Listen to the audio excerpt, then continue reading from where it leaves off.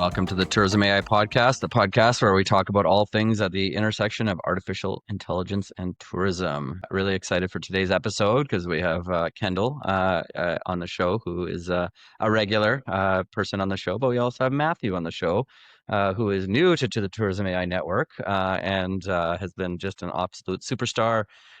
Coming in hot and getting things done. So we're super excited to have Matthew on the show as well. One, to introduce him, and two, to add a third voice to this lively discussion that we're going to have today. So before we get started with the discussion, Matthew, why don't you say hi, introduce yourself, tell us a little bit about your background and where you came from and all those fun things. Yeah, thanks, Peter.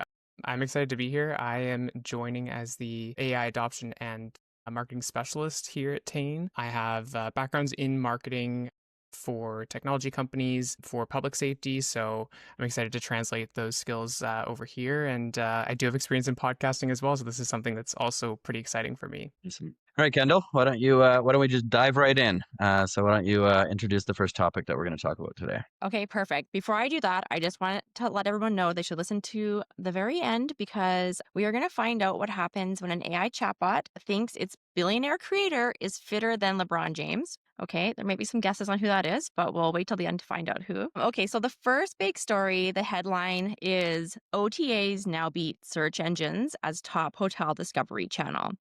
So this was an article that came out in Travel and Tour World. Basically, this was about SiteMinder's 2026 report that shows a major flip. 26% of travelers are now starting their hotel research on OTAs, that's online travel agencies, versus 21% on search engines. So this is a complete reversal from last year, where we saw 36% starting their search on search and 18% on OTAs. It also showed the study of 12,000 people that friend recommendations are actually doubled to 14%, which surprises me because I thought friend recommendations, like our word of mouth, was always like a pretty big percentage. So I'm surprised to see this like doubled this year. And AI discovery jumped from 4% to 18%. So this is really interesting stats. And Peter, maybe I'll start with you here. If OTAs are kind of controlling that first impression, how do you think DMOs should rethink their SEO budgets versus partnership deals with like an OTA like Booking.com or Expedia, for example? Yeah. So first of all, I'll say that I think a lot of DMOs are already partnering with OTAs and or have collaborations with OTAs. So I think there's nothing new there. But, at the end of the day, booking a hotel is only one part of your tourism experience. And, the OTAs are only focused mostly on the hotel. And so, really, to me, the DMO website and the DMO SEO is still critically important in this whole discussion. And in fact, I still think more important because really the DMO is the source of truth in my mind for everything in destination beyond just the hotel. So the hotel is just one part of your tourism experience where the DMO can really round out the entire experience and really help a traveler plan the best trip in destination. And so, I think first of all, I will say in terms of how they need to rethink their SEO budgets, every single DMO in the world needs to be focused on, AI search visibility or GEO or whatever you want to call it. And so every single organization, the DMO needs to double down. And so really SEO is evolved. I'm not even going to say evolving anymore. The OTAs have figured it out and the DMOs are kind of slow to adapt and adopt. And so this needs to be the number one priority for every DMO on the planet. And, we're in this interesting period of time right now where I think we're in a period of major disruption. And just because this is happening now doesn't mean it's what's going to happen in 2026. So I don't want DMOs to get discouraged by kind of what's happening right now, but it's sort of a call to action and a bit of a wake up call to say, time to get on this as quickly as possible and time to make sure you kind of reclaim your position as the place that people would go. And the other thing, this is the first impression. It's not the final place, right? And so again, they might go to the OTA website first to sort of get the kind of figure out where they're going to stay. But then what the traveler is going to do after that is say, okay, now what? Okay, I figured out where I'm going to stay. Now what am I going to do? And so again, that's the role that the DMO plays at the end of the day. And I'm pretty concerned right now with AI chatbots, people using, because the other thing that's happening from a consumer behavior is people are also using AI chatbots to, produce their itineraries and figure out, what they're going to do. And I've heard multiple stories over the last few months of, people being sent to places that are closed or people at places that don't exist. And so I think DMOs have to work really hard to position themselves in the mind of the consumer and of the traveler as of the ultimate source of truth for what's happening in destination. However, with that comes a huge responsibility also to make sure your website is as accurate as possible, as up to date as possible, that you're working with your accommodators and partners to make sure hours are up to date, coordinating with your accommodators and your stakeholders to make sure their own websites are up to date and their own Google business profiles and everything and hours are all up to date because, sort of the consumer search patterns are changing, which is what this article is telling us. But I still think ultimately, the DMO has a huge role to play. And so, making sure that they take that role seriously and really focus on working with their communities, working with their stakeholders collectively to make sure that they are the source of truth and or if they're not the source, the main place people go, that the information is still accurate. So I still think there's a huge role for DMOs to play in being that sort of that shepherd of accuracy to make sure that the tourist gets, doesn't get sent to some dingy back alley in the middle of the night and they're thinking they're going to some nice restaurant or something like that. You just gave me a great idea for like a tourism campaign. I feel like the ultimate source of truth. And it's like shot Nice. one is them going to that's like following the itinerary that AI gave them and going to like a CD location. And then shot two is them going to, the destination website and having this beautiful experience. So if anyone's I listening, see it. feel free to Yeah. steal that. Matthew, you probably book travel a lot differently than some older generations. So where do you actually start your planning for a trip? Is it on an OTA, Google, TikTok? Tell us about your Yeah, process. I mean, I will say for myself, I'm very meticulous, so I definitely take on almost the role of an OTA in the level of detail I'll go into. I mean, with something like flights, it's like I use Google Flights. Expedia will have that stuff too, but Google Flights will always show me kind of all of the options, and maybe it'll end me at Air Canada or Expedia in terms of hotels or activities. Personally, I've never really Googled hotels in blank. I'm usually going right to something like Expedia, just because when I think about a Google search result for hotels, it's like, at least with Expedia, I know that it's kind of a search engine for what I'm looking for specifically. And it's also going to have their own rating system beyond just, okay, well, this is a 4-star hotel. Well, but it's also a 9.5 on Expedia's scale. So that means something different than another 4-star hotel. So there's that validity or appeal there to me. Once I find a hotel, though, kind of what Peter mentioned, I will sometimes go right to their websites to see, if there are different prices and if, maybe the hotel or the DMO has a better offer for what I'm looking for. That's definitely where I'll kind of plot that out. TikTok for sure. I think there's influencers and posts for, oh, I went to this resort in Mexico and I'll save that. But it's hard to match the timing perfectly. And I don't really look on TikTok of, okay, I'm going on this trip. Like, let me search TikTok for Barcelona. But I do know that is a path that some people do take. I mean, in terms of like AI usage, I've definitely used AI for more of the organizing the plan. So whether it's, okay, I'm going away for this amount of days, what can I do in that time? And then it suggests things for me. And that's kind of where I use it rather than, exactly like what hotel should I go to? It's more about, well, what are some activities there? And I think that's where, again, that's really important for DMOs to be the source of truth and have their websites up to date if AI is pulling from that. Fascinating. I want to, before we move on, Kendall, actually go through a bit of an exercise because we actually have 3 different generations on this call. And so I'm curious, Kendall, how do you go about booking and planning when you do trips? Because mine's very different from Matthew. So I'll share mine in a bit. But go ahead, Kendall. I just tell my husband where I want to go and it just magically happens. I'm joking. Amazing.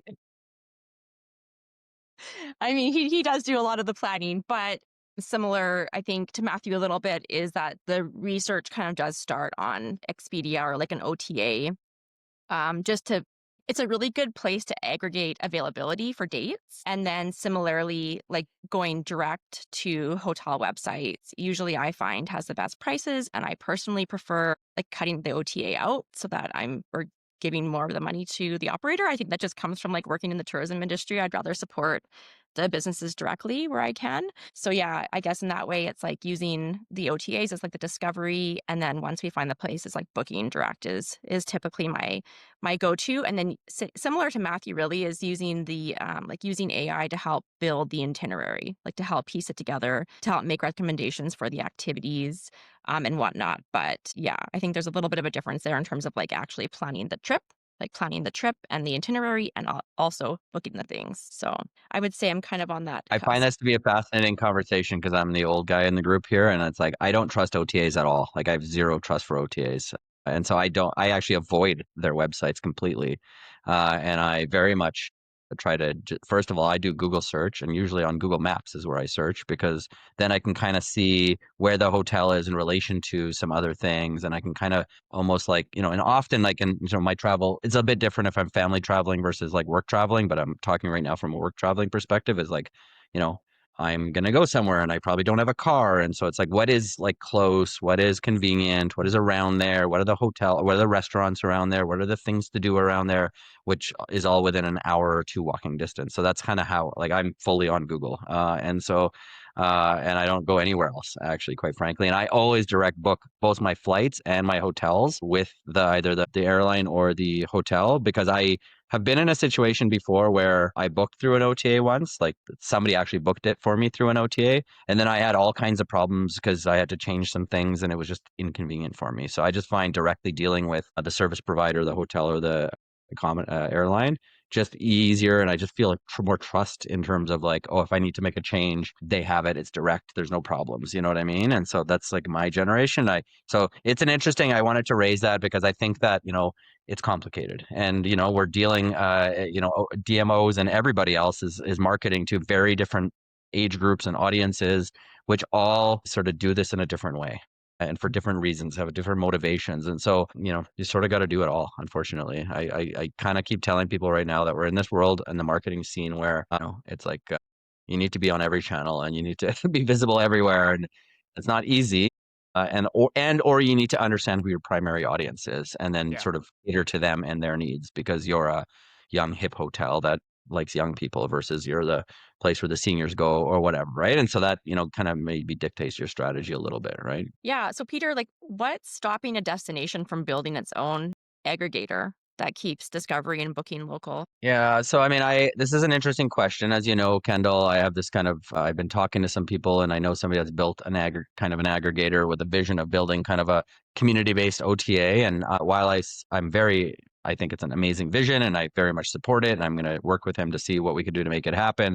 It's also you're dealing the reality. It's a complicated business, first of all, and you're dealing with very well financed competitors. So so you're sort of in a whole new realm of very, very well financed, very technically savvy competitors. And so it's I don't want to sugarcoat it. It's not an easy thing to do. I know some DMOs have tried it in the past, and at the time, from what I've heard from people, is that we'll never be able to compete against those guys because they're so well financed. Having said that, I do think that if there was ever a time for disruption, it's now. And the world is changing. And so, for example, just having really, really big paid search budgets actually isn't going to help you in the AI search world, at least not for now. Like there's a short period of time. I think there's going to be a point in the future where on ChatGPT, you're going to have paid ads and, in all these different channels, you'll have paid ad opportunities as well, but they're not there right now. So right now is the time, I think, for people to try to actually break into this market and disrupt this market. And I think to me, what's stopping people is will. It takes work of bringing the community together, getting everybody on the same page, everybody to kind of take the chance and the risk and just going for it, right? So, this one group that I'm talking with, they have a plan with a small community to sort of give it a go. And I'm planning to work with them and help them and support them how I can. And, we'll sort of see where it goes. But, it's pretty competitive out there. And we're talking a big dollar business over here. So to be determined, but I'm hopeful. Well, we're wishing them luck. And like you said, we'll be working with them in some capacity. So yeah, it'll be really interesting to see how that works out. Just kind of going back quickly for one last question about this SiteMinder report. It does show that AI discovery jumped 300% with Gen Z and millennials kind of leading adoption. Matthew, what would make you trust an AI recommendation over a friend's suggestion or like a review site? Is there any world in which you would trust an AI recommendation first? Honestly, trusting an AI recommendation over a friend suggestion is tough. And I think, to DMOs, word of mouth is still a very, very powerful form of promotion. Because for me, having that personal connection with someone, it's hard to be like, well, ChatGPT told me something else, so I'm going to trust them over my friend, who I would assume at this point in time at least knows me better than ChatGPT a little bit. In terms of a review site, though, it's a bit of a paradox for me, because for me to trust an AI recommendation, I would want evidence that the recommendation is popular among real people, which would involve the AI presenting you with reviews. Now, that being said, I think that where AI could gain my trust is in its ability to become ultra personal. Peter had mentioned like a hotel that's geared towards younger people or older. A hotel geared towards younger people, it might get poor reviews by older people. And if I'm just going to base it off of just the reviews, it might not look appealing to me. And if an AI is going to base it off of that, it's not going to present it to me. But if the AI knows what the hotel is geared towards and what I prefer, it can read through those reviews and say, well, everyone said that this is really bad, but this is actually something that you really liked. You like this kind of style or cuisine or whatever. And so it's another paradox there, where I feel like also the older generations are the one who leave the reviews too. So it might become a situation where that personalization is going to become very important, because the AI is going to need to know what is important to me, because the reviews are not going to be relevant to younger people. At least for me personally, I don't really leave reviews for hotels, so I know I'm not really contributing to that, and I probably should be. I'm just fascinated by everything you have to say, Matthew, because your perspective's just so like different from obviously my age. I don't really necessarily leave that many reviews either, but I do every once in a while. Mm-hmm. But I do value reviews, and I do sort of look at it, but I never really thought about contextualizing reviews in terms of like who the review is from or kind of that's fascinating to me. I will Yeah. say just quickly, though, I think one of the interesting parts about using an AI tool for trip planning is that you can be very descriptive about what you're looking for in Mm-hmm. ways that probably like just looking at Google or looking at TripAdvisor or whatever just wouldn't necessarily have the same level of like if you're looking for very detailed, very niche type of things or whatever, or here's the entire week and here's the 5 things I want to do and here's my timeline and here's all the, where it can really kind of get granular for you and help you plan that trip. But again, I think the need to double check and verify, make sure it's correct and accurate, all those things, that's probably where other processes that still sort of have value. Mm-hmm. Okay, I have another idea. So you know how like fashion sites now, when you buy clothes, they started listing like the model information. So it's like this model is wearing like a size small, like medium pant. Mm-hmm. So you can kind of like conceptualize. Maybe like review sites need to start having that, like, this reviewer is, and a little bit about them, so you can start contextualizing the reviewer as well. Yeah, or Right. little badges, like popular amongst this age group. Yeah. Huh. Very interesting. Love it. Okay, we're going to move to our second headline. And the headline is PayPal integrates with ChatGPT for instant purchases starting 2026, enabling full transactions inside AI conversations. So, I think this came out a few weeks ago, so it's not like super, super new, but I think it's still incredible because it kind of eliminates the traditional purchase funnel. If you're kind of researching in ChatGPT for an attraction and the ability to book it comes up without having to go to a website, not fill out any forms, and don't download an app. It's just super frictionless. So if it's interesting though, because if like OpenAI starts to prioritize partner who pay more to integrate, tourism businesses are going to need to like figure out how to get listed in these AI commerce platforms, right? So yeah, Peter, if AI is handling discovery and checkout, what is left for destination websites to do? Yeah. So this is a really interesting question, and it's actually going to tie back to your question about the sort of DMOs and aggregator websites, because like I have a big concern right now that because DMOs, all they do is refer essentially. So you go to the DMO website and it tells you about all the things to do. And then, you go to the page with all the accommodators, but then it just really just refers you to like an individual sort of website of each accommodator or each tourism operator and stuff like that. And I really concerned actually that DMOs, if they don't actually sort of think about how to get into the checkout part of things or get into the actual transaction, or you can't actually book on the DMO website, that the DMO website can become irrelevant very quickly. And I'm very concerned about that. So to me, it's like actually if there were, the need to actually go down the route of this aggregator sort of, DMO kind of OTA concept is because this actually is happening, and all of a sudden that could cut out the entire middleman, which is really the DMO in this case, because they don't have a leg to stand on as the actual transactor, right? So yeah, it's kind of concerning for me, honestly. And what we know is that AI is going to reduce the sales funnel, right? So we're going to be in a place where the AI said this, go ahead and book it, off you go. Now, having said that, I think we're a bit ways from that. Like, I think the technology is going to move faster than people are going to move. And so,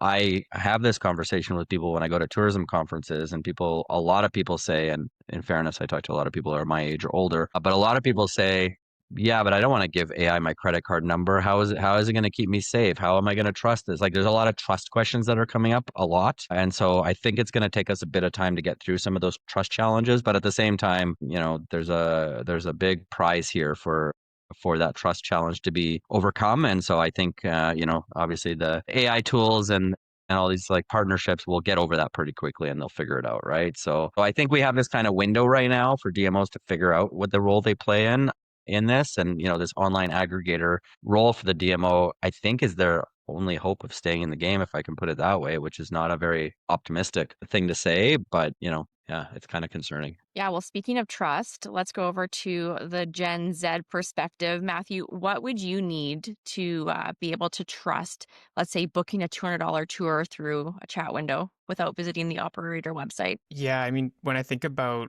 if I would book something, today, the answer is no. My first thought was Amazon's smart speakers. You can order things off of Amazon from that, and you've been able to for years. But that's never appealed to me. I've never thought that that would be something I'd want to do. I don't trust it, because it's like I'm just talking to it and, order me some toilet paper. It's like, well, what brand is it going to get me, and what card is it going to charge, and where is it going to deliver?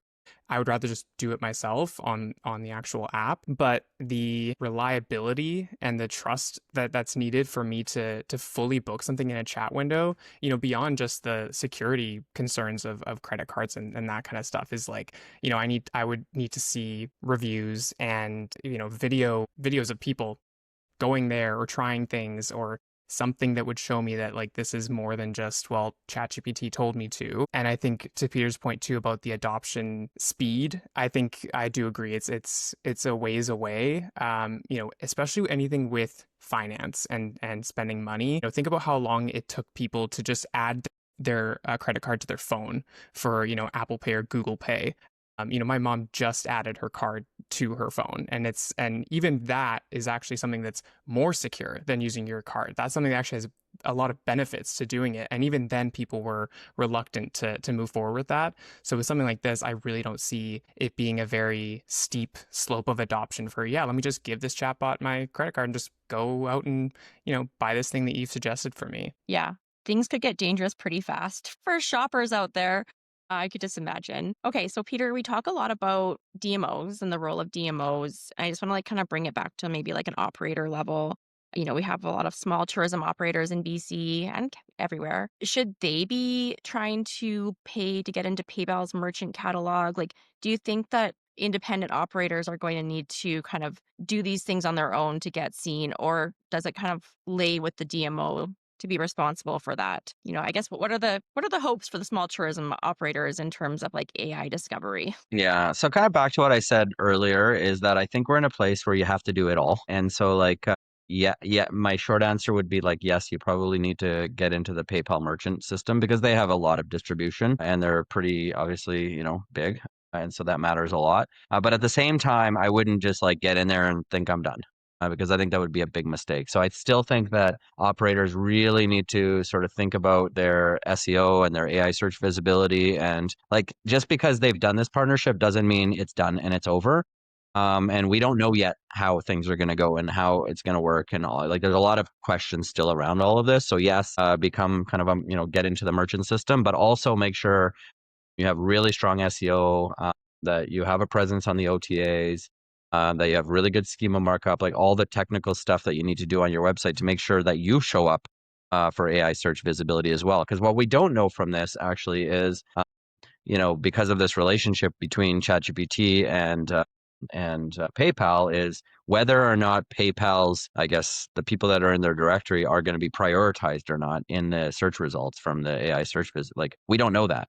They haven't disclosed that. That's not part of what it is. And so just because you're not there doesn't mean, if you do actually really good SEO and AI search visibility and do all the technical things right on your website, you still might be served over others and you still might be in the game, right? So you're sort of in a place, unfortunately, where you kind of got to do it all and make sure you obviously, and I always tell people, it's yeah, all these other channels matter, but your channel is the most important. So like take care of your own home and make sure it's as best as it can be, and invest in yourself, and use the others as, if there's a 15 to 30% chance that this is going to draw my booking, great. But if I can be 70% independent because I've done my homework and done things right, even better, right? So, don't put all your eggs into somebody else's basket. Put as many in your own basket as possible, but also distribute the risk with the others, is kind of would be my recommendation. Yeah, that's great advice. Is that owned media or your own channels, to put a lot of effort into those. All right, moving Always on. first. Always first. Yeah. Yes. Mhm. Yeah, no, it's a good reminder for sure. Because I think we get all hyped up or like wrapped up in the hype of like needing to do all these other things. But I think, like you said, it's so important to ensure that your own systems are in place and your own website is kind of top notch. All right. So next one is Gemini 3. We know that dropped recently and made quite the wave. So the headline on this one, it's pretty self explanatory, but Gemini 3 achieves first ever 1500 plus ELO score, tops 9 of 20 benchmarks against GPT-5 and Claude. So really, it set a new benchmark. And I think what's really crazy about the whole Gemini 3 thing is it reached 2.6 billion people on launch day. And this article says that OpenAI and Anthropic simply can't compete with that type of scale. So this is huge. So imagine, visitors or tourists going into Google search and saying, plan a 3-day Tokyo trip. And Gemini spits out a custom site, live maps, transit schedules, booking buttons, all generated on the spot. This is incredible to me. And I've been playing around with some of the tools in there. And it's like, honestly, I just have to give one example is they have this like research assistant where you can put in a PDF research paper and like at the click of a button, it turns it into like an interactive website explaining the research, highlighting the authors. And my husband does a lot of research papers, so I showed him that. I thought that was, oh my God, I can't wait to just play around in there more. So, Peter, Mhm. my goodness, what does this mean? If Gemini 3 can generate like basically an entire website in response to queries, again, I feel like we just kind of keep coming back to this topic of like, do destination sites still matter? But obviously, the AI is scraping those sites for something. So, are they just becoming a glorified database, or are they still important? Yeah. So I don't think a lot of DMOs are going to probably like what I have to say about this, but like at the end of the day, probably they're going to become a glorified database, unfortunately. The question that is whether, DMOs are going to maintain control over how the data is packaged and presented, or if they just kind of simply become the source that the AI pulls from, right? And I think, just because they might become a glorified database, that doesn't mean it's necessarily a bad thing. And so I think DMOs need to kind of change their perspective on this, because honestly, right now, DMO websites are already horrible at conversion because they don't convert, because they're just sort of refer, right? Like, so they're already not in the game. And so that's question one, is do we try to fix that problem and tackle that problem? And if the answer is no, then, then we should think about how to kind of leverage DMOs differently. And, I think that the solution here, if you're not going to become the aggregator, is the DMO should become the authoritative API for their destination, right? And so, can we do partnerships with the providers, right? Can we partner with Google and say, okay, Google, we are the source of truth. We are the ones that are in community. We are the ones that are in touch with our stakeholders all the time. There's a lot of work that DMOs do. That's incredible work that Google will never, or an AI company will never do and never want to do. And so is there a kind of a rethink of the DMO kind of relationship and the DMO website relationship to say, okay, well, you know what, we're going to be the best kind of API partner for you, so that it pulls from our information and we are still the source of truth, but we're not necessarily getting the traffic to our website, but it's actually presented in a way that's really good, and we're the highest quality data source, and therefore our information is actually what's going into your result, right? If that makes sense. And so it's kind of a rethink, honestly. And so, being the most comprehensive data set in your destination, making yourself accessible. So still all of the same things still apply. So still good SEO, good AI search visibility, good schema markup, good structured content and information. So like, to me, everything comes down back to that. And that's really where DMOs need to be really investing their energy and time right now, so that naturally and organically they get, basically their information gets sort of presented through the search AI chatbot. But then also, can you actually kind of do an official partnership where you are actually the source? And so that's hard news for DMOs, because DMOs obviously try to, they report on their metrics based on marketing dollars spent and all these things. So I think we're in a place again of disruption where everybody's going to have to rethink their place in the world and how do we measure success, right? So I think, even things like, for example, AI search visibility reporting is going to be ever more important. So maybe it's not, hey, how many people came to my website, but how many times was my website cited by Gemini, by OpenAI, by Anthropic, right? And so that's probably a more important metric in 12 months from now than actual visitors to my own website. Because the reality is that you're not going to stop the fact that consumers are changing the way they search. And you're also not going to stop the fact that these AI tools are going to be, serving up content from wherever that they decide to serve that content. The fundamentals don't actually change in my mind, because I still think that the DMOs still provide the best information and have the best structured data and all that kind of stuff. A rethink of how we consider the value that we provide and how we provide that value needs to be had. And I'll clarify too, because we are often talking about DMO websites, but I think this is kind of like any business, like tourism operator, like any company. The same fundamentals apply. Everyone should be putting this effort into their own media channels. So Matthew, knowing what Gemini 3 is capable of, kind of already got some insight into how you book and plan your trips. But if Gemini 3, gave you a 3-day itinerary with bookings attached, would you use that? Do you think? Would you customize it yourself? How much trust do we have in Gemini 3? I mean, knowing me, I think I would give it a prompt that is, sufficiently detailed to, I think, mean that the result that I'd get would be actually something that I'm looking for. I wouldn't just kind of give it give me a 3-day itinerary for this country or this city. I would try and give it a little bit more detail. And so the result that it gives me, I could see it being something actually very powerful, especially like you were saying in that kind of website formatted way. It kind of checks the boxes of what I was talking about earlier with, providing me with videos or reviews. If Gemini supplied me with an itinerary and then had inline YouTube videos of these activities that it's suggesting for me. And, again, maybe it's YouTube videos from the DMO's YouTube channel themselves. That all kind of hits that trust part for me of like, okay, I can see that this is real. It's something that's actually happening, and that's something that this DMO is actually offering, and something that looks interesting to me. I think that even if it needed some tweaking at that point, I think I would probably just continue chatting with it rather than going off and doing it separately if it's all really there and cohesive. Mm-hmm. Yeah, I like that. It kind of reminds me of like when you watch a deep reasoning model think, you can like watch it work through, you can see, or even like the agents in ChatGPT, like you can see where it's going to get information. So to your point, Matthew, I think that would add so much trust to get somebody to like be able to book their trips if you can see where it's pulling that information from. So it kind of gives you like those references or, those sources. So I love that point. It'll be interesting to try it and see kind of how much of that you actually get. Mm-hmm. Peter, so Google Search has over 2 billion monthly users getting instant Gemini answers, which is just mind-boggling to me.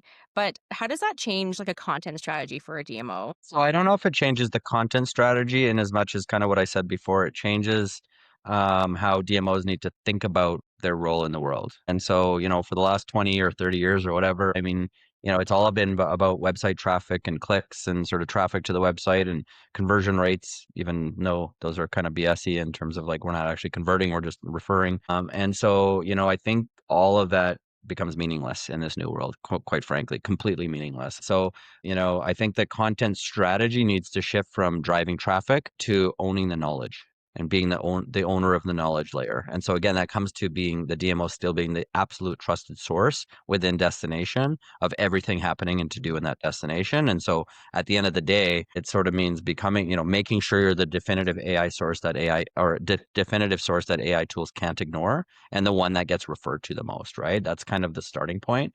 And so really, instead of writing from a content strategy perspective, rather than writing fluffy blog posts, you need to sort of, really think about structuring knowledge in a certain way to make it readable by AI tools. So like really, we need to be writing for humans, but also writing for AI tools, and probably increasingly almost more writing for AI tools than for humans, because nobody's going to be coming to our websites. and they're going to just get it from the AI, right? So how do we structure the information so that the AI tools can grab that information and sort of use it well, right? So that's kind of start number one. And then I think from a measurement perspective, getting away from measuring clicks and getting towards measuring influence. So again, AI citation frequency, branded search volume. Are people searching for your destination after getting the AI answer, as an example, right? And then operator inquiries and bookings, right? So if you could still, that comes back down to that sort of the fundamental, can the DMO still be the aggregator and the conversion source? Because if they have that ability, then now you're actually measuring conversion in a meaningful way, right? So again, somebody will use the AI to search and research, but ultimately somewhere they have to make the conversion, right? And so it's still not happening in the AI tool, at least not yet, right? And then really kind of like owning the what's next moment. So, I'm just going to read this kind of little thing I put together here. But AI answers are just the starting point. A traveler asks, is Tofino good for families, and gets a Gemini answer? Great. But they still need to book the accommodation, right? Find specific operators, understand logistics. And that's really the moment. And that's really the place where the DMO has a role to play. So direct booking integrations with local operators would help there. Interactive trip planners that AI can link to. Email capture at the destination point, not the research point. Partnerships with Google to ensure your official planning tools get featured. So again, it's a complete rethink, honestly, in terms of like the role that the DMO plays. And then I think they need to compete on their own authority at the end of the day and become that trusted source in the eyes of the consumer and in the eyes of the search of the AI tool, right? So I mean, this is going to challenge a lot of people. We've been doing this for a long time, the way we've been doing it.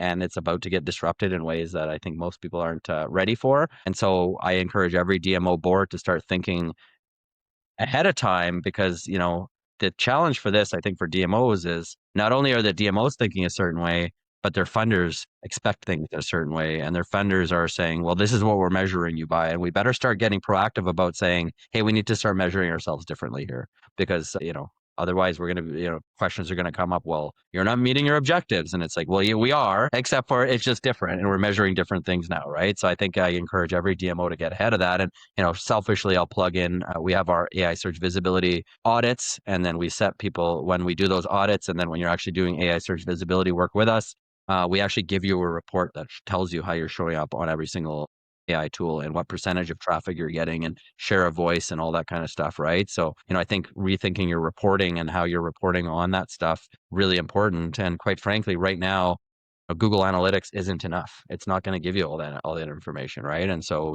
kind of thinking about even having different analytics and measurements and tools, selfishly, which we offer and provide, is really where every single DMO needs to be as quickly as possible, because you need to get ahead of this. I think to that point too, like the metrics and how conversions are measured and all of that, I think it'll be very clear that if you are providing the right information and the accurate information and being that source of truth for AIs, you will see that number of the times that AI has pulled from your website, and also the amount of times that your bookings have been made that came from AI. Those should both go up then in that case, and that would be very clear. And that is something that they have to adapt to and start looking at that instead of traditional methods or metrics to hold people to. Yeah. And again, I think about sort of just one more point on this is like, if think about currently the DMO being the not the conversion point, i.e. the transaction, but being the referrer. Is that still something that could be measured through, if it got referred through the DMO to the operator? I'm not sure. Like, that's a bit of we have to figure that out. But, even if it's referral traffic to the final operator or hotel or whatever, figuring out how to make sure you're still in that game, because that matters ultimately to the operators who are, taking time and effort to list themselves on the DMO website, right? So yeah, I think we're just in this really disruptive kind of everything changes moment. And I think it's an opportunity and there's risks, right? So I think the quicker as a community we get on top of it and figure it out, the quicker it's an opportunity, not a risk. No better time to have an open mind. That's true. All right. Well, we're coming to the end of our episode. We're going to move into a rapid fire round. This is where we do our hype meter. We say a headline, and Peter kind of gives us his hype meter ranking on a scale of 1 to 10. So the first one, Peter, is Canada invests $1 billion plus in AI and quantum computing. Prime Minister Carney, in his 2025 budget, allocated pretty close to $1 billion over 5 years for sovereign AI compute infrastructure, and $300 million for quantum tech anchoring. Hype meter? I mean, I think this is like a 10 out of 10 in terms of hype and importance. I talk about this a lot and it's critical. We're in this interesting time in the world where essentially AI infrastructure is owned by essentially two nations in the world, and they're competing aggressively. So China and United States of America.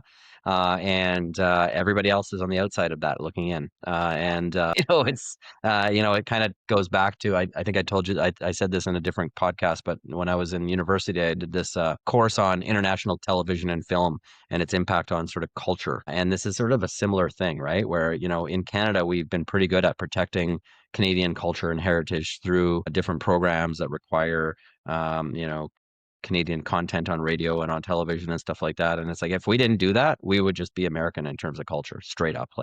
And so this is sort of a similar kind of thing, a little bit different, but similar. And so, yeah, I think we need to go as quickly as possible in this direction. And my only question is $1 billion over a 5 year enough? And I'm not sure that that is enough. So I'd be curious what you guys think about this one as well. Yeah, I would say I agree. I think the number as well, I agree. It's not, I don't know if it's enough. It seems like a lot of money, but then you look at how much, Nvidia and OpenAI spend, every day, and it's like, okay, it'll be hard to compete, but it's absolutely important.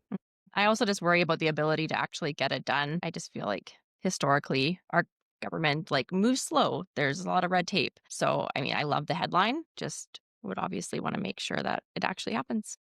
Yeah, though I will say, and it's funny, yesterday I was actually I was watching the news last night, and I guess Alberta is like drafting it's gonna first in Canada drafting legislation using AI, which to me is like not really that big of a deal. It's kind of, whatever, but it is a big of a deal if you think about government and the way government Mhm. does stuff. Like that is like the most transformative thing you can actually think of, to the point where it made, the national news or whatever. But, I will say certainly in Alberta, and I think what I've heard in other jurisdictions, like things are moving pretty fast in government, and government's really sort of diving in on the AI front. So that's not to say on the sovereignty side we're going to move fast, but at least governments are really starting to kind of jump in on the AI stuff and starting to play it.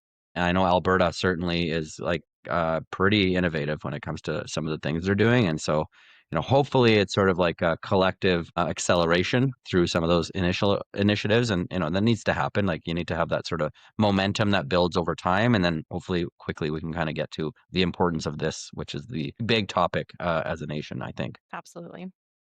Okay, next headline. Google launches Nano Banana Pro image generator. We know internally we've been talking about this a lot lately, the last few days. So this is built on Gemini 3, creates 4K images in any aspect ratio, advanced text rendering, so many cool things. It looks like an amazing tool.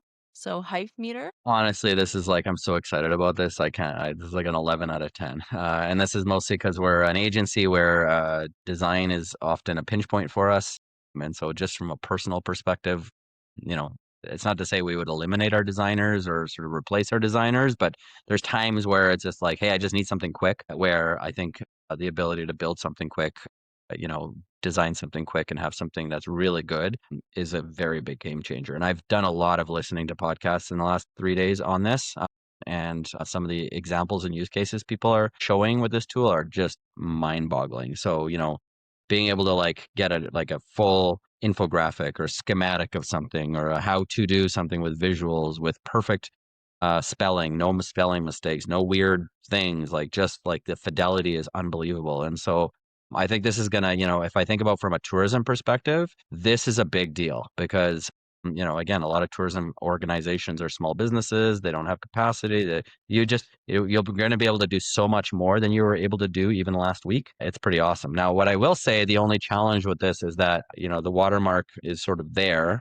And so you sort of need to, from what I understand, you need to actually access it through the API, not to have the watermark show up, and to have more control and things like that. So that gets a little bit technically complicated for a lot of companies, and I'm not sure a lot of companies will be able to access that. So if I was going to reduce my hype, it's that the kind of tool out of the box isn't really going to work for a lot of businesses if they have to get rid of that watermark, right? So that's my only kind of caveat to this. All right. We are jumping into the next hype meter headline. So, Anthropic launches Claude integration directly in Excel for Max Team Enterprise users. So, this is pretty cool. It sounds like now Claude is accessible directly inside Microsoft Excel. And this is a beta integration. but it's really now kind of competing with Copilot, I would say, in this way. I know this is something that our clients have asked a lot for. Hype meter, Peter, that rhymed. I'm going to kind of give this one actually just a 7 out of 10 for now. I think it's exciting that it's happening, but it's sort of still in beta mode. And I'll just say that have been several tools now that allow you to do this. There's also, you could do like app scripts that can put sort of AI into Excel already. So it's certainly not anything that's like sort of like bleeding edge or, sort of like changing the world. But to be able to do it natively integrated within Claude is definitely going to be awesome. I think once it's working properly and all the bugs have been worked out. So I think it's definitely directionally a 10, but still has a little bit of work to do on the scaffolding, let's just say. Yeah. Okay. Very cool. I don't know. I have like an Excel. I was thinking, do I have an Excel project that I could test with this? And then actually in some meetings today, I might have one that I can try. So maybe I'll be the guinea pig here and test and see if I can figure it out. I'm like the least Excel user, so maybe I'm the worst person to ask this question of, because maybe others who use Excel more than me would have a better insight into this one. So I don't know, Matthew, do you use Excel much? No, I mean, sheets here and there, but then there's Gemini built in. All right. Well, we'll have to. I feel like this is a question that gets asked a lot. So I think Matthew was gonna like try playing around with some Excel integrations, and I'll take a look too, and we'll have to report back because yeah, it would definitely be great to kind of figure out the whole spreadsheet connectivity piece and be able to provide some great solutions there. All right. At the start of this episode, I did mention to stick around to the end. I find it funny because most of our episodes we will touch on government, China, and Elon, and we hadn't really touched on any until the last end of this one. So we mentioned the government, we mentioned China, and now we're mentioning Elon. So I feel like he comes up in every article. But there was recently some people that were doing some testing on Grok, and they were asking like, who is fitter than LeBron James? Elon Musk. Could Elon Musk beat Mike Tyson in a boxing match? Yes. So this was just kind of more of a fun little one to talk about. I don't even really have a question about it. It just made me laugh when I saw the headline that Grok is definitely positioning Elon as like this god figure. Yeah. Can I just sort of jump in on this though and just make the comment that I've listened to a few podcasts recently, and like interestingly, apparently the new Grok model is like really amazing and really powerful and really good, yet nobody uses it or Yeah. very few people use it. And I feel like unfortunately Elon kind of turns people off, I think, or there's like a trust factor there with respect to the actual use of it. And this is a prime example of one of those things, right? It's like amazing model, really came out of nowhere and is just like crushing it. But like, I don't think people are going to take it seriously or use it because it does things like this and says Elon is, the most fit person in the world and can beat Mike Tyson in a boxing match and all these things, right? So, at some point you wonder if he's going to figure that out, or if this is just actually, if the model is actually important to him in terms of consumer use, or is he actually does the model actually fit into some bigger purpose for him? Because Elon, as you know, thinks ahead 1,000 steps. And so I tend to think it's actually more of a bigger purpose, but it's just an interesting side note on that question. It's interesting, like steps he's taking along the way. I know there's a lot of talk about like the like ultra explicit mode that it had and all that, but it's very interesting because you don't see like OpenAI or ChatGPT saying that Sam Altman is more athletic than LeBron James. Yeah, yeah. Just an interesting story quickly. Juan, who used to work with us, and I were in Vancouver going to the BC Tourism Conference, and we were just playing around. He just got access to unhinged mode with the Grok app, and he like had it on speaker, and we were walking through like the airport, and like he had it really loud, and it started going unhinged, and he like couldn't stop it. It was so embarrassing.